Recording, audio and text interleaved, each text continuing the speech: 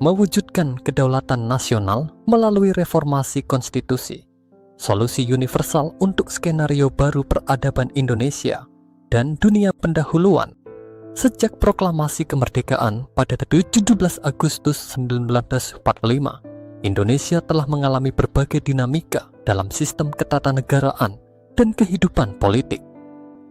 Konstitusi Indonesia yang pertama, yaitu Undang-Undang Dasar Negara Republik Indonesia tahun 1945 UUD 1945, disahkan pada 18 Agustus 1945 sebagai dasar hukum tertinggi dalam mengatur kehidupan berbangsa dan bernegara. Namun, dalam perkembangannya, UUD 1945 mengalami 4 kali amandemen pada periode 1945-2002 untuk menyesuaikan dengan tuntutan reformasi, demokratisasi, dan kebutuhan nasional. Meskipun amandemen tersebut bertujuan untuk memperkuat demokrasi dan menyeimbangkan kekuatan politik antar lembaga negara, dalam praktiknya justru memunculkan berbagai kelemahan yang berdampak pada stabilitas politik, ketahanan ekonomi, dan kedaulatan nasional. Kelemahan tersebut menciptakan ketidakpastian politik, ketidakstabilan kebijakan, serta membuka ruang bagi kapitalisme politik dan pengaruh asing yang mengancam kedaulatan negara. Dalam konteks skenario baru peradaban universal yang bertujuan untuk membangun tatanan dunia yang adil, makmur, dan berdaulat, reformasi konstitusi menjadi salah satu fondasi utama di dalam memperkuat kedaulatan nasional dan membangun ketahanan ekonomi dan politik yang kokoh. Oleh karena itu, dibutuhkan solusi universal untuk memperbaiki kelemahan dari setiap amandemen UUD 1945 dan menciptakan konstitusi yang dinamis, berkeadilan, dan mendukung stabilitas nasional. Sejarah perjalanan konstitusi Indonesia telah mengalami berbagai fase perubahan, antara lain 1.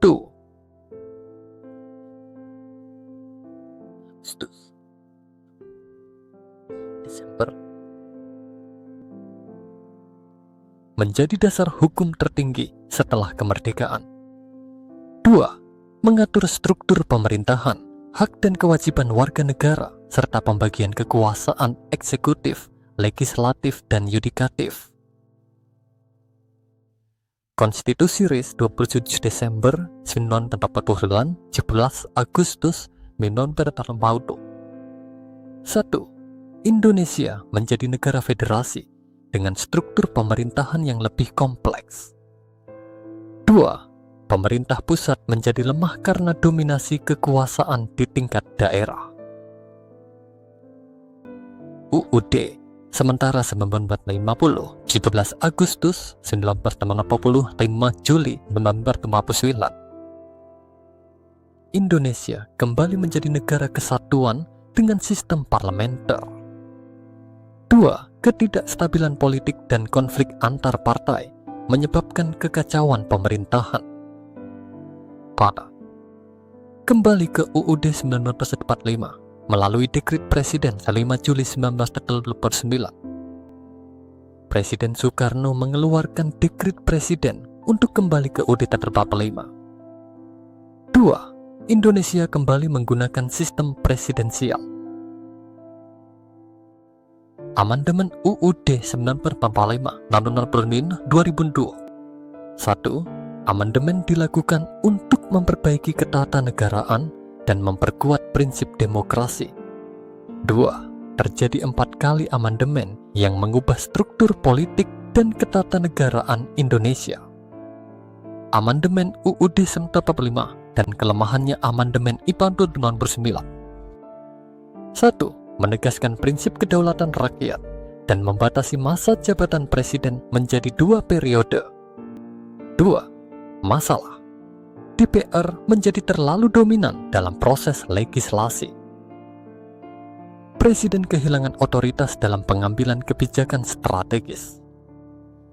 Keseimbangan kekuasaan antara eksekutif dan legislatif menjadi timpang.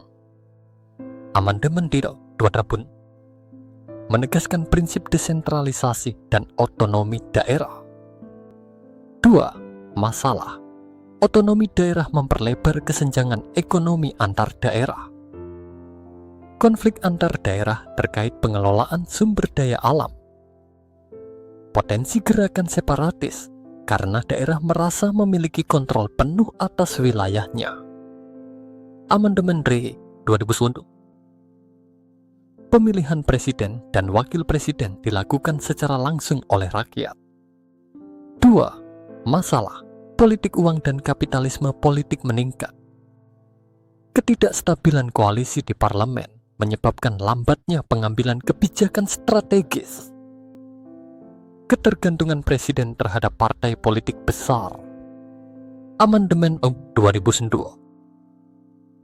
Menata sistem ketatanegaraan dan pengelolaan keuangan negara.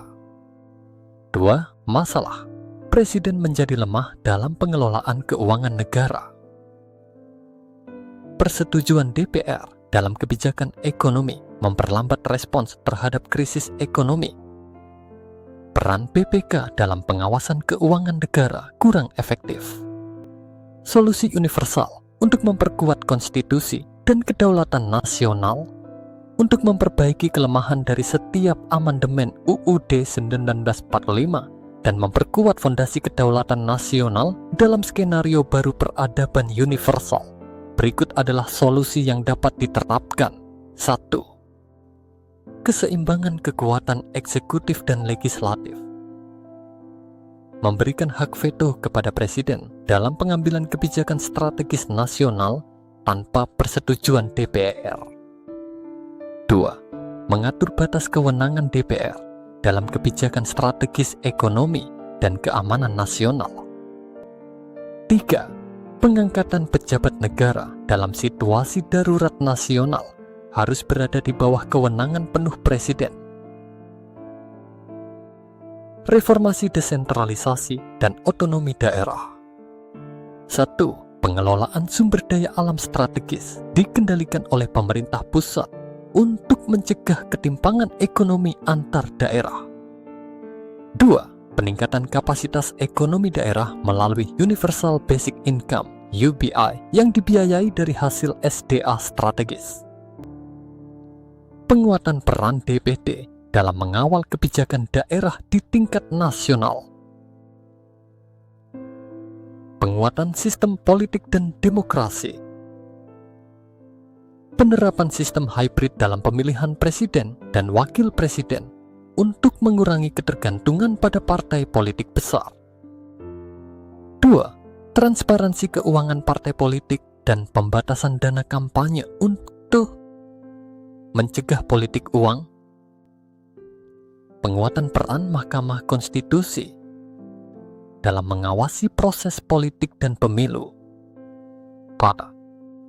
Perbaikan pengelolaan keuangan dan kebijakan ekonomi. 1. Presiden diberi kewenangan penuh dalam pengelolaan keuangan negara dalam situasi darurat nasional. 2. Penerapan Universal Basic Income (UBI) sebagai bagian dari kebijakan keuangan negara untuk meningkatkan kesejahteraan rakyat. 3. Penguatan peran BPK dalam pengawasan keuangan negara secara independen dan transparan.